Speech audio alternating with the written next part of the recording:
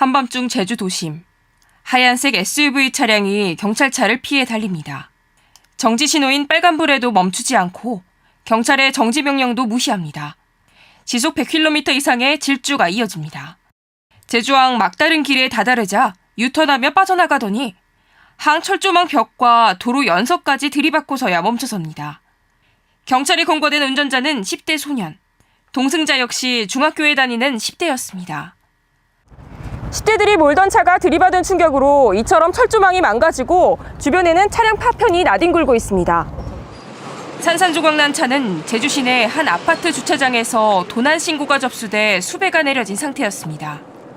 경찰 조사 결과 이들은 대낮에 스마트키가 놓인 잠겨있지 않은 차를 훔쳐 8시간 넘게 도심을 활보한 것으로 파악됐습니다. 하마터면 아찔한 사고로 이어질 뻔한 상황이었습니다. 상당히 빠른 시속으로 도주하고 있었기 때문에 신호 대기 중인 차량이나 보행자가 2차 사고 우려가 있었습니다.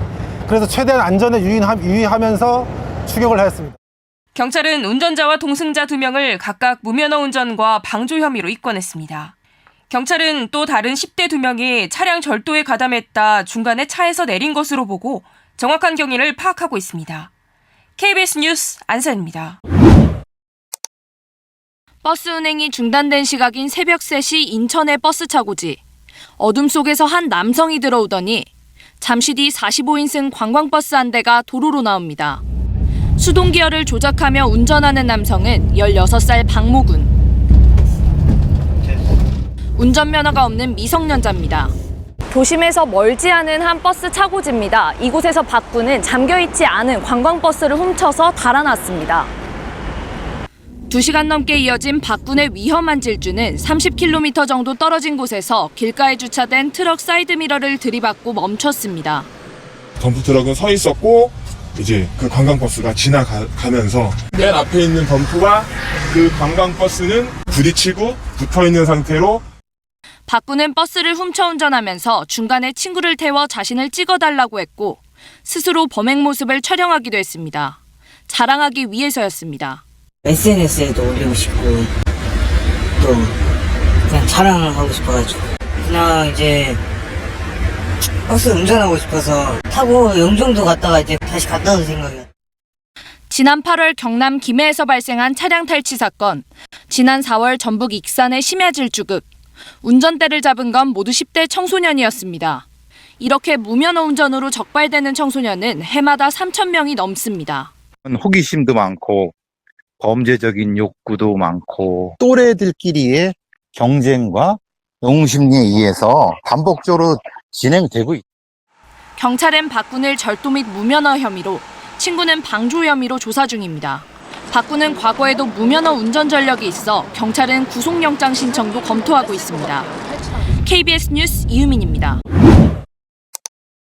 정지 명령을 무시한 채 차량이 빠른 속도로 질주합니다.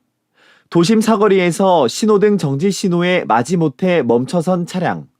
경찰관이 다가가 하차를 요구하고 3단봉을 꺼내 유리창을 내려쳐도 차를 멈추지 않습니다.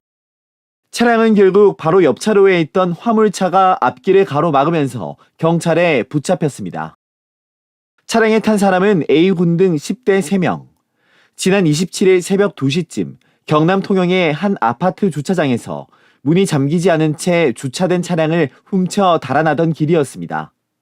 김해까지 80km 이상을 무면허로 운전한 이들은 같은 날 오전 11시 40분쯤 도로에서 순찰차를 발견하고 도주를 시도했습니다.